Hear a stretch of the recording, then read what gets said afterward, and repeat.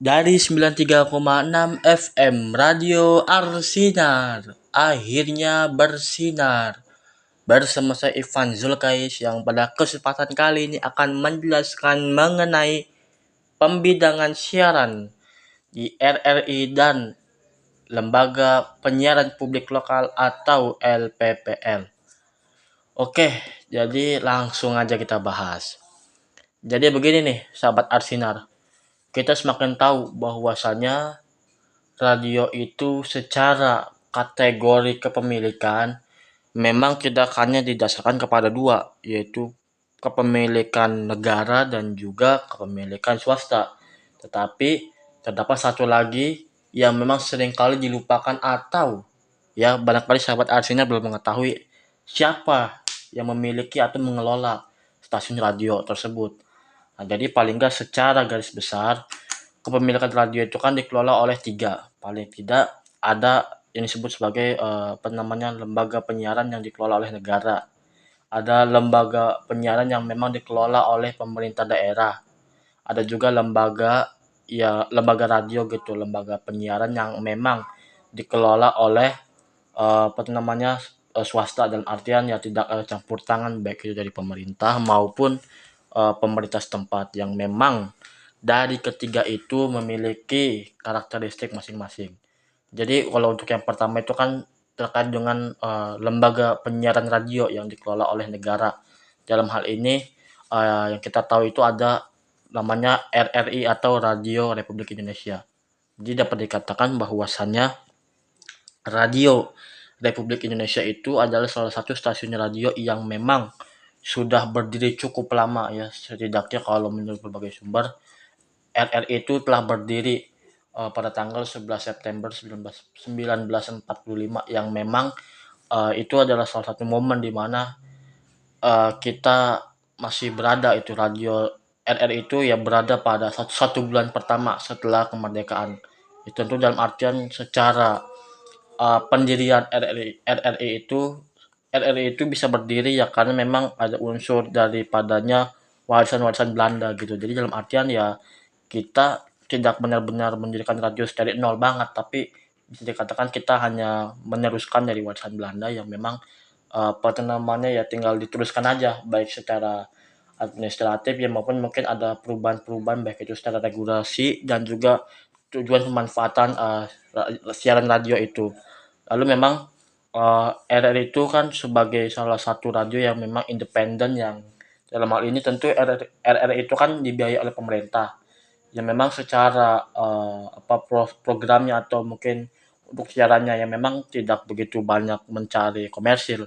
Hal ini kan sesuai dengan Undang-Undang Nomor 32 Tahun 2002, tepatnya di pasal 14 memberikan penjelasan bahwasannya RRI itu badan hukum atau lembaga penyiaran yang dikelola oleh negara yang sifatnya independen dan memberikan layanan untuk kepentingan masyarakat. Jadi RRI itu kan ya dikelola oleh negara yang memang untuk kepentingan masyarakat, yang memang RRI itu tersebar di berbagai wilayah di Indonesia, baik itu dari Sabang sampai Merauke. Jadi ibaratnya RRI itu di setiap daerah ya pasti ada, walaupun secara ketentuan mungkin apakah hanya stasiun radio RRI aja, maksudnya RRI ini stasiun radio di daerah A hanya satu, lalu misalnya RRI di kota B cuma mungkin ada satu atau dua stasiun radio RRI gitu. Jadi itu kan diatur menurut undang-undang gitu. Yang jelas memang kalau radio itu selalu rebutan frekuensinya gitu. Jadi tidak jarang radio itu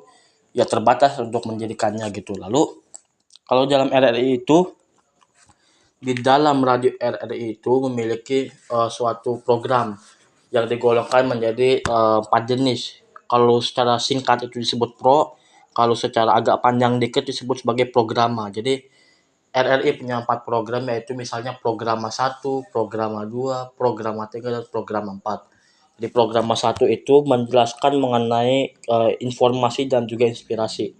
Kalau untuk programa 2 menjelaskan mengenai seni dan juga hiburan. Lalu programa 3 menjelaskan mengenai gelar wicara atau olahraga. Lalu misalnya program 4 menjelaskan mengenai kebudayaan daerah. Yang memang RRI ini memiliki 4 program yang memang semuanya itu ya bermanfaat untuk masyarakat. Yang memang dalam hal ini kan saya juga mencoba untuk mendengarkan gitu ya, sebagai bentuk meningkatkan kekayaan wawasan untuk menunjang learning jurnal ini. Memang saya secara pribadi telah mendengarkan RRI yang apa namanya radio eh, digital gitu ya, radio streaming.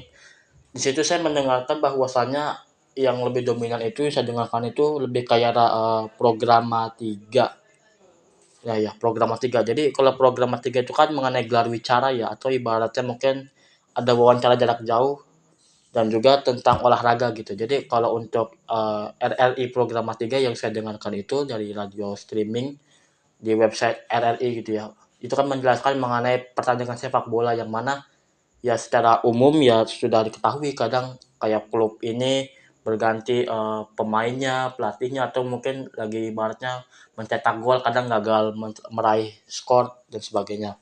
Jadi RRI 3 gitu. Apa RRI Programa 3.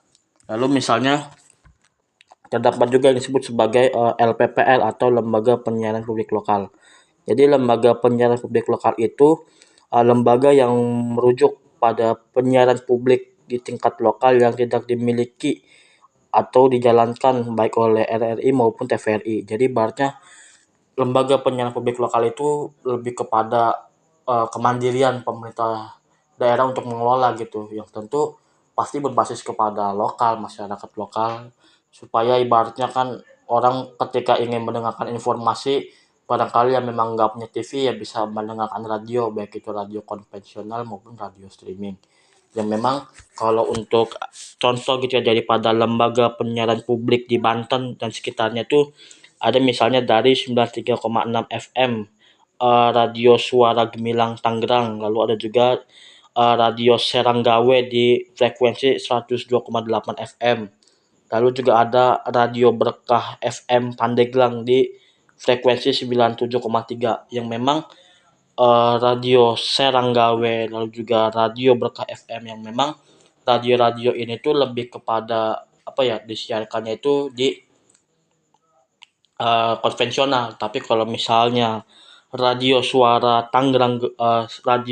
Gemilang Tangerang bisa didengarkan di radio online gitu. Jadi saya telah mendengarkan yang memang karena ini malam-malam gitu ya, memang program siarannya itu lebih kepada musik-musik untuk pengantar tidur atau mungkin yang rileks gitu. Mungkin kalau andai kata mendengarkannya pagi mungkin bisa jadi lebih kayak berita-berita atau mungkin ya bisa jadi acara olahraga gitu. Yang intinya adalah eh, penggolongan penyiaran itu ya didasarkan kepada siapa yang mengelola karakteristik acara dan sebagainya. Tentu ini menunjang daripada keberlanjutan teknologi, artinya radio itu oke, tertinggal, tetapi apakah menghilang ya enggak juga. Memang kan paling perlu ada inovasi dan juga banyaknya efisiensi gitu.